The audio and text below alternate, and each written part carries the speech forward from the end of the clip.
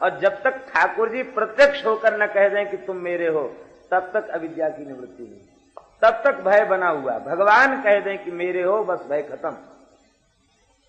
अब प्रश्न उठा कि ठाकुर जी कब कहेंगे कि तुम मेरे हो? भगवान कब कहे होंगे कि तुम मेरे हो? जब शरीर और संसार से संबद्ध कोई पदार्थ, कोई व्यक्ति, कोई वस्तु हमारे पास अपना कहने के योग्य नहीं बचेगा, तब भगवान कहेंगे कि तुम मेरे हो। जब तक भगवान के अतिरिक्त कोई भी वस्तु में ममत्व है, मेरापन है, ये मेरी है, तब तक भगवान नहीं कहेंगे कि तुम मेरे हो। तब तक तुम संसार के। पूर्ण निष्काम चित्त जब हो जाता है, भगवान कह देते तुम मेरे हो। वैसे तो भगवान ने सबको झरा न्योता दे दिया, ममई वांसो जीवलोके जीवभूता सनातन, सब मेरे ही हो। ऐसे तो भगवान सब भगवान के ही हैं, लेकिन भगवान एक बार आकर कह दें कि तुम मेरे हो, बस। कब कहेंगे? एक संत हुए हैं दरिया साहब, उनकी बड़ी अच्छी वाणी है, राम नाम का जप करके उनको परम गति प्राप्त भई है। तो दरिया साहब ने कहा है कि भगवान ने हमसे कहा कि तुम मेरे हो। ये बात दरिया साहब ने कही। वे कहते हैं कि हे प्रभु, जो दुनिया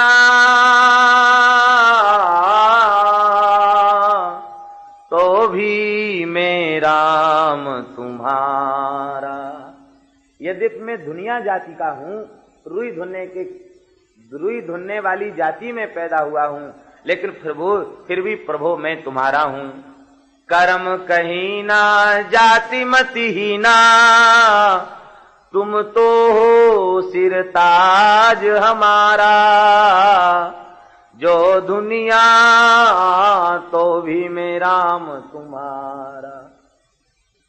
हमारे गुरुजी ने आदेश दिया। क्या आदेश दिया? बोले बस राम नाम ले।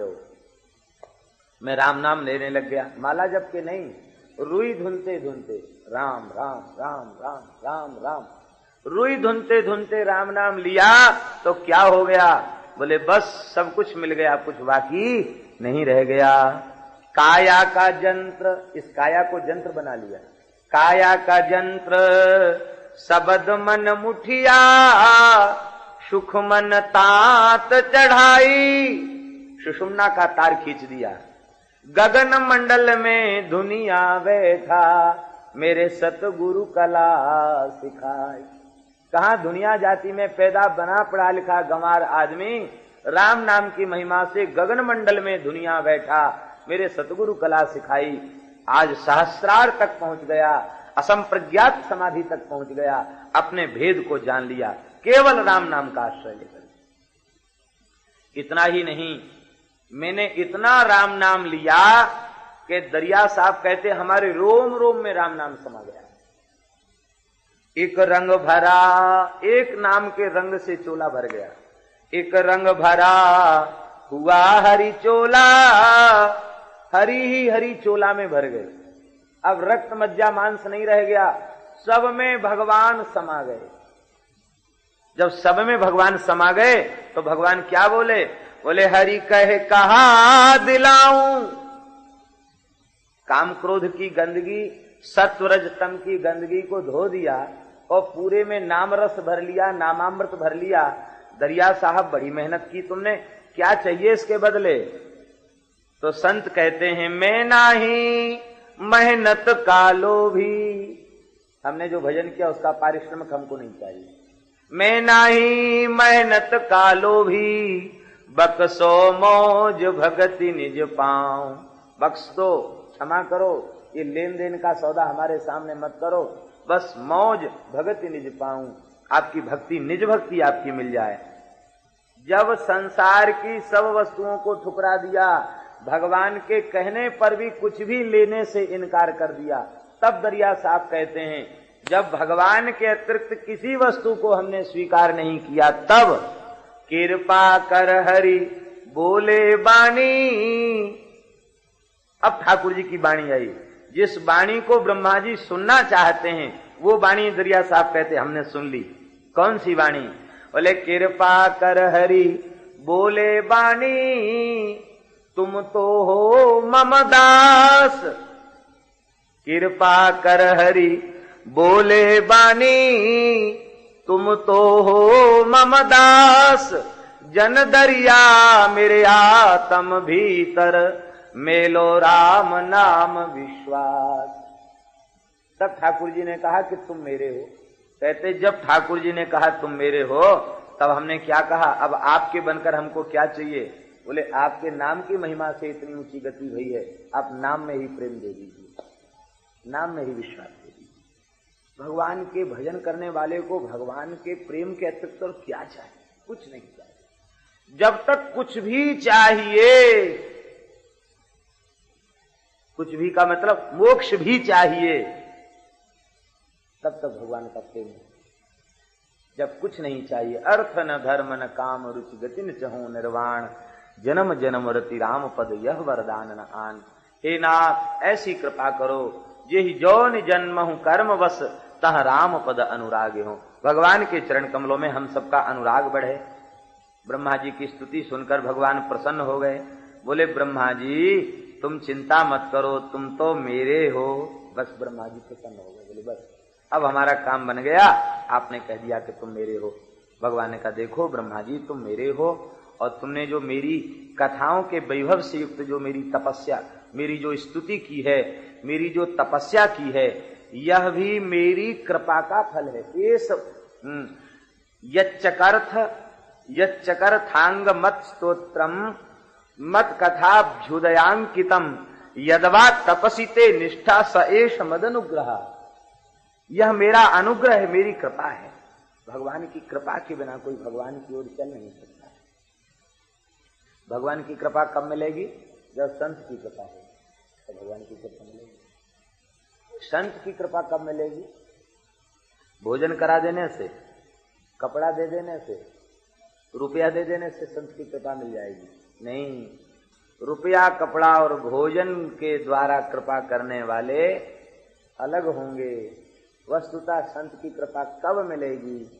कहते राम भगति अनुपम सुख मूला, मिलहि जो संत होई अनुकूला। संत अनुकूल हो जाएंगे तो अनुपम सुख का मूल भक्ति प्राप्त हो जाएगी। संत संसार की किसी वस्तु को प्राप्त करके अनुकूल नहीं हो सकते, और जो संसार की किसी वस्तु को प्राप्त करके अनुकूल हो जाते हैं, निश्चित ही उनके संतत्व में संदेह है। संसार की किसी वस्तु को पाकर हर्षित हो जाएं, निश्चित ही संदेह है उनकी साधुता में।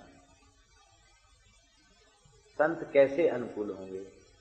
कहते संत अनुकूल तब होंगे जब उनके रुख के अनुरूप, उनके उपदेश के अनुरूप हमारा जीवन होगा तो संत अनुकूल होगा। केवल भोजन कर दिला दे देने से और सेवा कर देने से वे संतुष्ट नहीं होंगे। वे संतुष्ट होंगे जब संतों की वाणियों के अनुरूप हमारा जीवन होगा, संतों के उपदेश के अनुरूप जब हमारा जीवन बन जाएगा तो वे कृपा करेंगे। हमने देखा है, सुना है, जो साधक निष्ठापूर्वक भजन में लग गए, उनके लिए बड़े बड़े सत्पुरुषों ने संकल्प किए, ऐसा हो जाए, इसको ऐसा हो जाए, ऐसा हो जाए, ऐसा हो जाए, और उन गुरुजनों के संकल्प से ही सब कुछ उन्हें मिल गया। और जो खूब सेवा करते रहे, लेकिन उनके रुख के अनुकूल जो नहीं चले, उनकी जो वृत्ति है उस वृत्ति को जिन्होंने स्वीकार नहीं किया, उनके सेवा करने के बाद भी उन महापुरुषों के हृदय में उनके प्रति कोई संकल्प उत्पन्न नहीं किया। और सत्पुरुष हृदय से संकल्प करें, बस इसी में जीविका करना। ये संकल्प तब करेंगे जब इनकी पद्धति से हमारा जीवन होगा, इनके सांचे में हमारा जीवन ढल जाएगा तो कृपा अपने आप करेंगे, कृपा खुल जाएगी। श्री मोटे गणेश जी वाले महाराज जी कहा करते थे, कोई कहता उनसे कि महाराज कृपा करो, तो वो कहते थे देखो भाई, हम तो, हमारे पास क्या धरा है, हम क्या कृपा करेंगे। देखो कोई ऐसा कार्य कर दो कि ये हृदय चक्र खुल जाए और कृपा का भंडार खुल जाए, कृपा तुम्हें मिल जाए, ऐसा कोई काम करो। ऐसा काम यही है, निष्काम होके भजन में लग जाओ, कृपा मिल जाएगी, ऐसा कहते थे। सबसे एक ही बात कहते थे, निष्काम भाव से भजन में लग जाओ, कृपा का भंडार खुल जाएगा। ऐसा नहीं, व्यास वाल्मीकि शुक सनकादिक नारद ध्रुव प्रहलाद आदि भक्त प्रकट होकर कृपा करने लग जाएंगे। कितने संतों के जीवन चरित्र में ऐसा आया है, सिद्धों ने प्रकट होकर के उनके ऊपर कृपा की, क्योंकि संतों की वाणियों के अनुकूल उनका जीवन हो गया। हम लोग श्री ठाकुर जी से प्रार्थना करते हैं, हे भगवान आप सर्वसमर्थ हैं, आप ही हम सबके ऊपर ऐसी कृपा करें कि संतों में हमारा अतिशय प्रेम हो जाए, आदर भाव हो जाए और उनकी वाणियों को अतिशय विश्वास और प्रेम पूर्वक हम स्वीकार करें और उनके अनुकूल हमारा जीवन हो जाए। यह प्रार्थना हम भगवान से करते हैं। ब्रह्मा जी की 10 प्रकार की सृष्टि का श्री सुखदेव जी ने विस्तार पूर्वक वर्णन किया है और इसके बाद मनवंतर काल के विभाग का वर्णन किया है। ब्रह्मा जी ने पहले 5 प्रकार के अज्ञान की सृष्टि की है, तम, मोह, महामोह, तामिश्र, अंधतामिश्र। इस पापमयी सृष्टि को देखकर ब्रह्मा जी ने भावमय देह का त्याग किया है, पुनः भगवान का ध्यान किया। भगवान 4 रूपों में प्रकट भये हैं, सनक, सनंदन, सनातन, सनत कुमार, 4 रूपों में प्रकट भये हैं। भगवान के प्राकट्य को देखकर ब्रह्मा जी ने कहा है, वे यही समझ रहे थे मेरे पुत्र हैं। ब्रह्मा जी ने कहा कि तप करो और सृष्टि का विस्तार करो। सनकादिक बोले हम केवल तपस्या करने आए हैं, सृष्टि विस्तार के कार्य को स्वीकार नहीं करते। ब्रह्मा जी को रोष आ गया, हमारे पुत्र हमारी बात नहीं मानते। जैसे ही रोष आया, भ्रू मध्य से एक तेज प्रकट हुआ और वह तेज ही बालक के रूप में बदल गया। इसी महापुरुष का नाम हुआ रुद्र। सवई रुरोध भगवान देवानाम अपि पूर्वजा, देवताओं के पूर्वज भगवान शंकर प्रकट हो गए। रुद्र रोदनाथ रुद्रा, वो भूख से प्रकट होकर के रोए, इसलिए उनका नाम रुद्र हो गया। रोए क्यों? रोए इसलिए कि संसार को यह सिखाने के लिए कि जगत में जीव आता है रोने के लिए। बालक तो रोता है, घर में मिठाई बंटने लग जाती है, बालक का जन्म हो गया, बधाई होने लग जाती है। अरे भाई हम पैदा हुए और सब लोग हंसने लगे, ये तो ठीक है, लेकिन जो हम पैदा होते समय रोए वह हमें मरने के समय न रोना पड़े। मरने के समय रोना उन्हें पड़ेगा जो सत्संग से वंचित हैं, जो भगवान के भजन से वंचित हैं, उन्हें मृत्यु के काल में भी रोना पड़ेगा। भगवान शंकर ने रुदन करके यह बात बताई।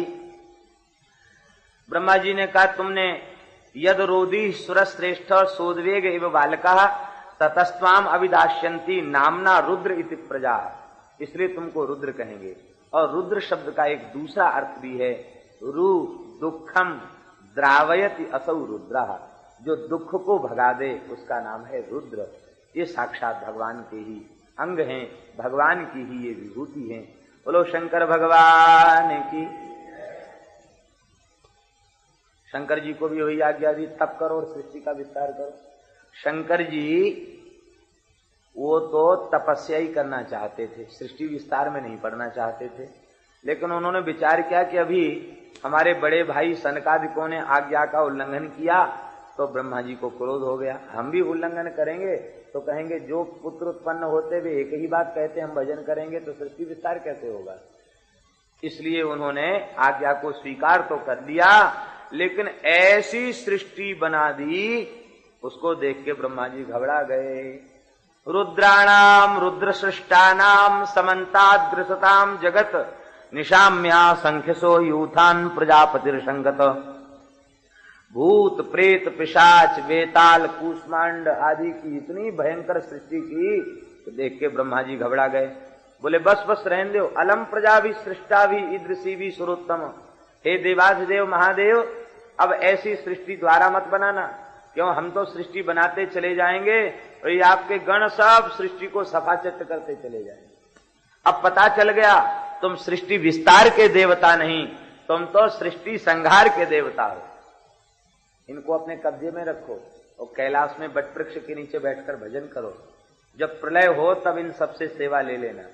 बोलो वृंदावन बिहारी। शंकर जी के जो गण हैं वे कोई पाप योनि नहीं है, ये समझ लेना चाहिए। नहीं, अपराध होगा। ये सब बड़े बड़े अमलात्मा विमलात्मा जीवन मुक्त महात्मा हैं जो शंकर जी की प्रसन्नता के लिए विचित्र प्रकार के रूप बना करके उनकी सेवा में उनको खुश करते रहते हैं। शिव पुराण में वर्णन है। मैना ने कह दिया कि अब चाहे भले ही हमको सब लोग बुरा कहें, लेकिन अपनी बेटी पार्वती का विवाह शंकर जी के साथ नहीं करूंगी। हम सुंदर वर को कन्या देंगे, ऐसे बावड़े वर को कन्या हम नहीं देंगे। ठीक ठीक बरात लेकर आए हमारे स्वरूपानुरूप, तब बेटी देंगे, नहीं तो नहीं देंगे। शिव पुराण में तो वर्णन है, नारद जी ने समझाया, सप्तर्षियों ने समझाया, और पार्वती जी ने श्री मैना ने किसी की बात नहीं सुनी। पार्वती ने समझाया फिर भी नहीं माने। अब नारद जी पहुंचे जनवासे में, बोले भगवान ऐसी बारात जैसी आपकी निकली, ऐसी बारात आज तक इतिहास में किसी की निकली नहीं, और जैसा परीक्षण आपका हुआ है ऐसा किसी दुल्हे का परीक्षण आज तक हुआ नहीं। शंकर जी ने कहा कौन सा आश्चर्य हो गया? बोले देखो आपकी जो सास आई वो आरती का परीक्षण का थाल पटक के भाग गई। शंकर जी ने कहा यही उनके लिए उचित था। क्यों? बोले सूर्य चंद्र और अग्नि जिसके नेत्र हों उसकी आरती क्या की जाए, इसलिए तो आरती पटक के चली गई। जिसकी जटाओं से गंगा जी बह रही हो उसको जलझारी क्या दिखाएं, इसलिए झारी पटक के चली गई। तो हम तो शिव हैं, हमको क्या हमारी सेवा, इसलिए पटक के चली गई। पटक के नहीं चली गई, समर्पण करके चली गई, संपूर्ण समर्पण। भगवान ये तुच्छ वस्तु क्या करें, लो एक साथ ले लो, चली गई। महाराज ये तो हो गया, लेकिन बरातियों को भोजन कराना है कि भूखे ही रखना है? क्यों? कहते आप बढ़िया रूप बनाओगे दुल्हा के लायक तब तो ब्याह होगा, और नहीं तो ब्याह नहीं होगा, आपको बिना बारात के जाना पड़ेगा।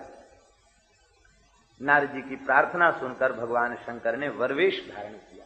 शिव पुराण में इसका वर्णन है। और जब शंकर जी ने वरवेश धारण किया है तो नंदीश्वर इतने सुंदर हो गए हैं, अरे महाराज कामदेव भी लज्जित हो रहे थे। ऐसे लग रहा था किसी चंद्र खंड से ही किसी श्रृंग का निर्माण, श्वेत श्रृंग का निर्माण किया गया हो। ऐसे विशाल श्री नंदीश्वर, चंद्रमा की सार सर्वस्व से ही जिनका निर्माण हुआ हो, ऐसे श्वेत वृषभ नंदी चमक रहे थे। भगवान शंकर सुंदर 16 वर्ष की आयु है, सुंदर उनका गज चर्म और व्याघ्र चर्म सुंदर रेशमी वस्त्र बन गए, और उनकी चिता भस्म सुंदर चंदन का अंगराग बन गई। एक कोटि कोटि कामदेव के मान को मर्दन करने वाले शंकर दुल्हा वेश में प्रकट हो गए। अष्ट सिद्धि नवनिधि नृत्य करती हुई सामने चल रही थी। और शिवपुराण में वर्णन है कि वे सब जितने शंकर जी के जो गण थे ना, भूत प्रेत पिशाच, वो भयंकर आकृति वाले, वे सब अत्यंत तेजस्वी महात्माओं के रूप में चलने लगे। इसका तात्पर्य कि उनका मूल रूप महात्मा का ही है, वे शंकर जी की खुशी के लिए ऐसे बने हुए हैं। भगवान शंकर निष्प्रपंच होके भजन में लगे। तुम पुनि राम राम दिन राती, सादर जपहु अनंग अराती। आदर पूर्वक राम नाम जप कर रहे हैं। शंकर जी के परिवार में घोर विषमता है, लेकिन विषमता होने के बाद भी कलह नहीं है। क्यों नहीं है कलह? सब भजन में लगे हैं। और परिवार में खूब समता हो, खूब अनुकूलता हो, भजन में रुचि परिवार के सदस्यों की न हो तो क्लेश बना रहेगा। बड़े से बड़ा धनवान हो, श्रीमान हो, सबकी वृत्ति भगवान के भजन में नहीं है तो क्लेश बना रहेगा। कितने परिवार हैं, क्लेश ही क्लेश उनमें। और सब लोग भजन में लगे रहें तो गरीब से गरीब हों तो भी प्रसन्नता उनकी बनी रहेगी। पार्वती जी अन्नपूर्णा हैं और शंकर जी भिक्षाटन करते हैं। झगड़ा होना चाहिए कि नहीं? कि मैं तो सारी दुनिया को अन्न देती हूँ, अन्नपूर्णा हूँ, और तुम भिक्षा मांगते हो, हमारी बदनामी होती है। ये झगड़ा नहीं होता, क्योंकि अन्नपूर्णा भी राम नाम लेने में लगी हैं और शंकर जी भी राम राम करने में लगे। झगड़े की फुर्सत कहाँ है? गणेश जी भी भजन में लगे हैं। तुम महिमा जासु जान गण राउ, प्रथम पूज्यत नाम प्रभाव। गणेश जी भी भजन में लगे, कार्तिकेय भी भजन में लगे हैं, नंदीश्वर भी भजन में लगे हैं। इसलिए भजन में लगे रहने के कारण शंकर जी के मन में यह भी नहीं आया कि चलें हम कुछ झोपड़ी डाल लें। 2-4 महीने बाद अच्छे से अच्छे विरक्त के मन में आता कि एक झोपड़ी तो डाल लें। लेकिन शंकर जी ऐसे निष्ठा से भजन में लगे हैं कि युग युगांत कल्प कल्पांत बीत गए बट वृक्ष के नीचे बैठे हुए, उन्होंने एक झोपड़ी भी नहीं डाली। ये भजन की महिमा है। ऐसे ही जो लोग भगवान के भजन में लग जाते हैं उनके रजोगुण तमोगुण की निवृत्ति हो जाती है और वे जीव फिर कोई क्रिया करने की इच्छा उनके चित्त में नहीं रहती, सहज ही जीवन कट जाता है और फिर प्रतिकूलता भी प्रतिकूलता नहीं रह जाती, प्रतिकूलता भी अनुकूलता के रूप में बदल जाती है। ये शंकर भगवान ने शिक्षा दी है। इसके बाद श्री ब्रह्मा जी ने 10 पुत्रों को उत्पन्न किया है। मरीचि, अत्रि, अंगिरा, पुलस्त्य, पुलह, क्रतु, भृगु, वशिष्ठ और 10वें पुत्र देवर्षि नारद। इनमें 9 पुत्रों ने तो गृहस्थाश्रम स्वीकार किया है। नारद जी महाराज विरक्ता नाम शिरोमणि, इन्होंने गृहस्थाश्रम स्वीकार नहीं किया। अखंड ब्रह्मचर्य व्रत का पालन करते हुए निवृत्ति धर्म के मार्ग को प्रशस्त किया। आपने अपनी छाया से ब्रह्मा जी ने कर्दम ऋषि को प्रकट किया और अपने दाहिने भाग से श्री प्रजापति मनु को प्रकट किया और वाम भाग से महारानी शत्रुपा को प्रकट किया। ये मनु शत्रुपा भगवान श्री लक्ष्मी नारायण का ही अंश हैं। स्वायं भुव मनु अरु शत्रुपा, जिनते भई नर सृष्टि अनुपा। इनको आदेश दिया है कि तुम सृष्टि का विस्तार करो, मैथुनी सृष्टि का विस्तार करो। यहां तक जो सृष्टि है वो संकल्प की सृष्टि है, यहां कोई गर्भ से उत्पत्ति नहीं है। संकल्प किया और सृष्टि हो गई, ये संकल्प की सृष्टि है। और ये जो वर्णन किया है यह स्त्री पुरुष के संयोग से होने वाली सृष्टि का विस्तार मनु शत्रुपा के द्वारा हुआ है। मनु जी महाराज ने कहा कि भगवान ये पृथ्वी तो जल में डूबी भई है, सृष्टि का विस्तार कैसे संभव होगा। श्री ब्रह्मा जी ने भगवान का स्मरण किया और उस समय भगवान की प्रेरणा से ब्रह्मा जी को छींक आ गई और उनके नासा विवर से एक वाराह तोक प्रकट हुआ। ये भगवान का वाराह अवतार है। बोलो वाराह भगवान की। वाराह भगवान ने जल में प्रवेश किया। ऋषियों ने भगवान की स्तुति की है। जितम जितम ते जित यज्ञ भावना त्रयी तनुम स्वाम परिधुन्वते नमः यद्रोम गर्ते सुनीलध्वरा तस्मै नमः कारण सुकराय थे। हे भगवान, संपूर्ण यज्ञ आपके श्रीअंग में विलीन हो चुका था। आपने यज्ञ को प्रकट करने के लिए यह वाराह स्वरूप धारण किया है, इसलिए हे यज्ञ वाराह, आपके चरण कमलों में हमारा नमस्कार है। पुष्प की वर्षा की है। भगवान ने जल में प्रवेश किया और पृथ्वी को अपनी दाढ़ों पर विराजमान करके भगवान जल के बाहर लाए हैं और जल के ऊपर पृथ्वी को विराजमान कर दिया है। ये पृथ्वी भगवान के संकल्प से टिकी हुई है। और किसके ऊपर टिकी है? जल के ऊपर। जल के ऊपर कोई मिट्टी टिक सकती है? लेकिन ठाकुर जी का संकल्प कितना विलक्षण है। जल के ऊपर पृथ्वी टिकी हुई है। पृथ्वी में 3 भाग जल है और 1 भाग पृथ्वी है, फिर भी नहीं गल रही है। ये भगवान की महिमा है, ये भगवान की अचिंत्य सामर्थ्य है। विदुर जी ने पूछा कि भगवान, ये हिरण्याक्ष कौन था? ये क्यों पृथ्वी को ले गया था? इसके चरित्र में श्री मैत्रेय जी ने बताया है कि एक समय की बात है, भगवान के चरण कमल मकरंद की सुगंध से लोभित सनकादिक वैकुंठ में पहुंचे और जय विजय ने उनको जाने से निषेध कर दिया। उस समय क्रोध आ गया सनकादिकों को और उन्होंने शाप दिया कि तुम 3 जन्म तक असुर योनि में चले जाओ। भगवान समझाने के लिए वैकुंठ के द्वार पर प्रकट हो गए और कहा, मेरी इच्छा से शाप मिला है। यही आदि दैत्य हिरण्याक्ष और हिरण्यकशिप के रूप में प्रकट हुए। दिति माता ने असमय में गर्भाधान को प्राप्त किया। संध्या वेला में गर्भ की स्थिति हुई, इसलिए गर्भ राक्षस हो गया, आसुरी प्रकृति हो गई। सायंकाल के समय 4 काम नहीं करना चाहिए। शास्त्र में लिखा है, सायंकाले संप्राप्ते चतुष्कर्माणि वर्जयेत्। कौन कौन? 4 काम छोड़ दे सायंकाल को। भोजन, निद्रा, स्वाध्याय और विषय भोग, ये 4 चीजें शाम को छोड़ देना चाहिए।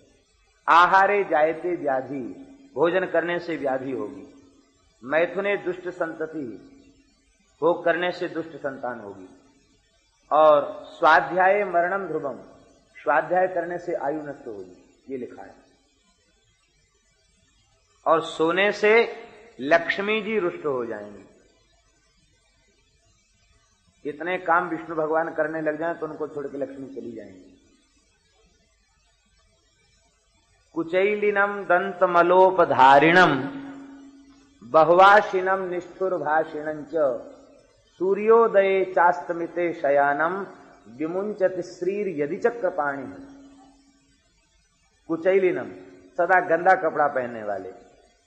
गंदा कपड़ा क्या है? भारतीय वेशभूषा गंदी नहीं है, इसको बार बार धोया जा सकता है। तो ये पैंट पजामा बड़े गंदे हैं, इनमें जो मलमूत्र से सने रहते हैं, ये कपड़े पवित्र नहीं होते। कुचैलिनम दंत मलोपधारणम, जो दांतों पर मल धारण करते हैं, अर्थात दंतों का शोधन नहीं करते, दांत मुख अपवित्र रखते हैं। दांत अपवित्र कब होते हैं? जो व्यसन करते हैं, गुटखा तमाकू पान खाते हैं, उनके दांत खराब होते हैं, उनके ऊपर भी लक्ष्मी नाराज रहती है। कुचैलिनम दंत मलोपधारणम बहुवाशिनम, बहुत ज्यादा पेटू हैं, बहुत खाते हैं। और निष्ठुर भाषिणंच, मीठा बोलते नहीं, कठोर बोलते हैं। और सूर्योदय और सूर्यास्त के समय सोते हैं। इतने काम जो करते हैं उनसे लक्ष्मी रुष्ट हो जाती। लक्ष्मी माने केवल रुपया पैसा नहीं होता, लक्ष्मी माने सद्बुद्धि उनकी नहीं रह जाती, उनको दुर्बुद्धि हो जाती है, वे उनका अनिष्ट हो जाता है। क्योंकि सौंदर्य सुख सौभाग्य की अधिष्ठात्री शक्ति का नाम है लक्ष्मी, उनका सौभाग्य छिन जाता है। इसलिए सूर्योदय सूर्यास्त के समय सोना नहीं चाहिए, भोजन भी नहीं करना चाहिए। यही हिरण्याक्ष और हिरण्यकशिपु, ये दोनों दैत्य हुए। इसी दैत्य ने पृथ्वी को हर लिया था और भगवान ने वाराह रूप धारण करके पृथ्वी का उद्धार किया और इस हिरण्याक्ष दैत्य का एक तमाचे में वध किया। एक तमाचे में वध क्यों किया? बोले इसलिए किया कि लक्ष्मी जी को भगवान की कोमलता को देख के संदेह हो गया था। लक्ष्मी जी चरण दबा रही थी, ऋषियों ने स्तुति की, हे भगवान आप कमल से कोमल हैं। लक्ष्मी जी ने कहा ठीक कहते हैं। बोले आप वज्र से कठोर हैं। लक्ष्मी जी बोली आप लोग गलत कहते हैं। महात्मा बोले हम तो गलत नहीं कहते, ऐसा ही स्वरूप भगवान का वेद में वर्णित है। लक्ष्मी जी मन में सोचने लगी ये बात तो हम नहीं मान सकते, वज्र से ज्यादा कठोर कैसे? कठोर तो ये पार्षद हैं, इनकी कहीं बुद्धि बिगड़ गई तो भगवान से कहेंगे खाली करो वैकुंठ। ये संदेह लक्ष्मी के भीतर आ गया। भगवान ने पार्षदों को बुलाकर जय विजय से कहा ऐसा करो, अपनी गदा लेकर हमसे युद्ध करो। बोले भगवान हम सेवक हैं, आपसे लड़ना हमारा धर्म है क्या? बोले सेवक हैं तो सेवक का धर्म तो स्वामी की आज्ञा पालन होता, तुम आज्ञा नहीं मानते हो, कैसे सेवक हो? देखो मैं सत्संकल्प परमात्मा हूं, जब लड़ने का संकल्प हमारा हो गया तो तुमको लड़ना पड़ेगा हमसे। इस रूप से लड़ो चाहे उस रूप से लड़ो, लड़ना पड़ेगा। जाओ द्वार पर खड़े हो जाओ। उसी समय भगवान ने योग माया को भेज करके सनकादिकों के नाशा विवर में अपने चरण कमल की सुगंध को भेजा है। ये दौड़े भय चले आए, श्राप दे दिया। भगवान बड़ाई तो कर रहे थे सनकादिकों की और प्रशंसा कर रहे थे जय विजय की। बहुत विचित्र हैं भगवान।